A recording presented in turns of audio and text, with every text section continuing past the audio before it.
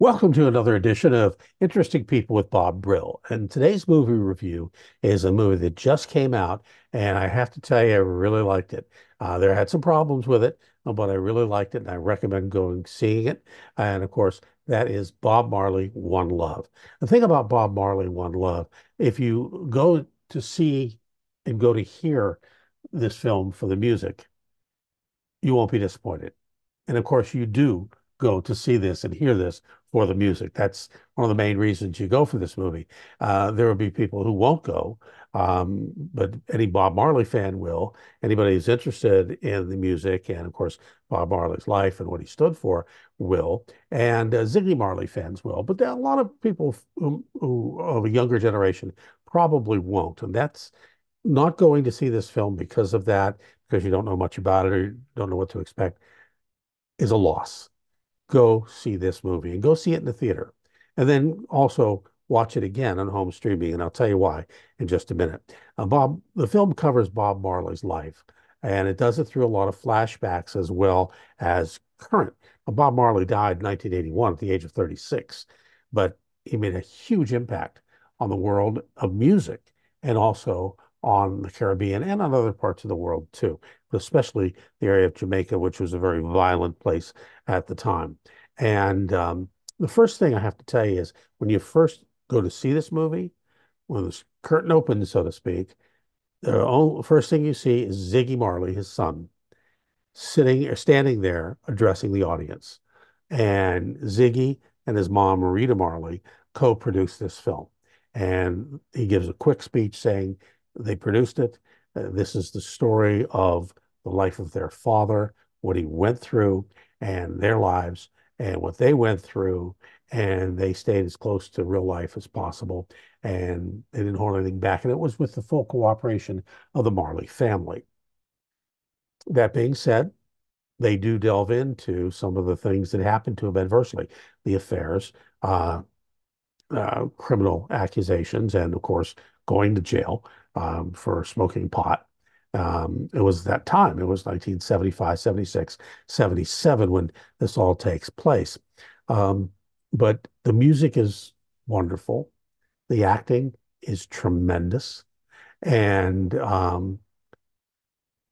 the I guess the only down part for me, um, and before I even say that, let me say this. For me, it was like going to see, I went on a Thursday night to a movie theater, and it was like a private screening. There were me and two other people in the building. There was several hundred seats empty. It was just the three of us. And the good thing about that was I could concentrate on listening to the language. I could concentrate on the music, and the music wasn't being absorbed by 100 other bodies. I got the full sound of the music from the speakers in the theater, which was nice. The downside was the language, and I thoroughly enjoyed this movie. I would have enjoyed it better with subtitles, and I will enjoy it at home streaming or somehow DVD, whatever, with subtitles because I will add the subtitles because that's the only downside to this movie, the Jamaican patois. The language is difficult to understand in most of the movie. There were a few scenes where it was very clear. The scene where Rita Marley and Bob Marley are in Paris and they get into an argument. They leave this luxurious party. They're outside on the street and they're arguing. And the argument, the language was very clear for the most part, totally different than the rest of the other movie. Mainly because, I mean, and that's fine because this film had, outside of that, no real problems. The acting was wonderful. And I stayed through the credits because I wanted to see not only did Bob Marley perform the songs, and of course he did, Marley and the Wailers. Ziggy was involved in playing instruments, and I didn't catch whether he actually sang, but I know he played some instruments. And the rest, there were other Marleys who were involved in performing the music. but I wanted to see if the leading man, who's Kingsley Ben Adir, actually sang some of the songs, and he did. He sang a lot of them, and he performed the songs, of course, too. Um, and I was very well pleased with that. Very well pleased. Uh, the acting by Kingsley was just tremendous. I think he did a really good job. Uh, a breakout role, I think, for uh, Lashana Lynch, who played Rita. She was tremendous. If she doesn't get nominated later in the year for some awards, there's a travesty going on because she was tremendous. Um, I just great. Like I said, I think it was a breakout role for her.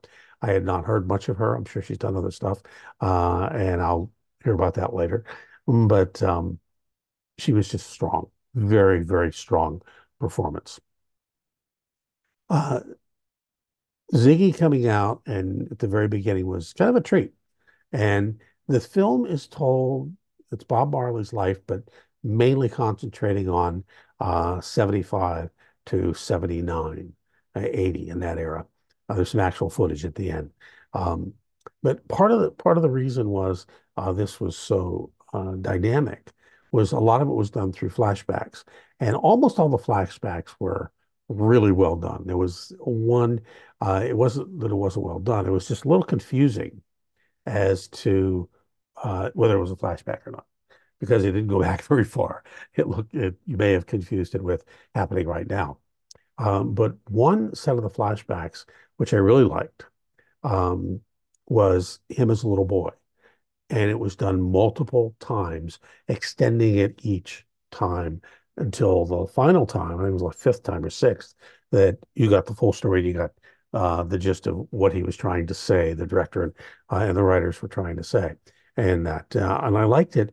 I did the same thing in one of my short films where we had a gunfight, and we shot it from different angles and played all four different angles, one after another.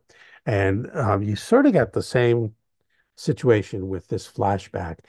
You saw it several times from the beginning, and then it extended each time you saw it. And to, again, you got the full gist because it led you on to what were you getting to? What were they trying to get you to? And I love this film. I really did, with the exception um, of the subtitles. There weren't any, and it really kind of needed them. And I will love this film even more the second and third time I see it, when I see it at home on my screen, um, and when I have the subtitles to it. Now, don't let that stop you from going to see this in a theater. I always recommend you see a film in the theater first, for many reasons. And you're probably going to see it in a very empty theater, which is unfortunate, but it's also a bonus because you can concentrate on it and you can hear the music pretty much as it was intended to be heard. So go see it. It's a really good film, and you'll learn a lot about Bob Marley and his life. And I have a lot of respect for the man. I've been a fan for since he was alive and performing, and really like the music and have a lot of respect for him. And you learn a little bit about Rastafari. Doesn't go too heavy into it. It's repetitive, but it's on the fun side repetitive. And there's a message there, but it's not an overbearing message. The message is more of peace and love, and through music, and through growing up from nothing to nothing surroundings to being a megastar in the world. And the problems go along with that. Of course, there he ends up in jail because at that time you couldn't smoke pot. And of course, that's part of the religion of Rastafari, is that that's part of what you do, and it's all accepted and expected. So uh, go see it. It's a good film. I think you'll enjoy it. And again, if you love the music, you will love this film.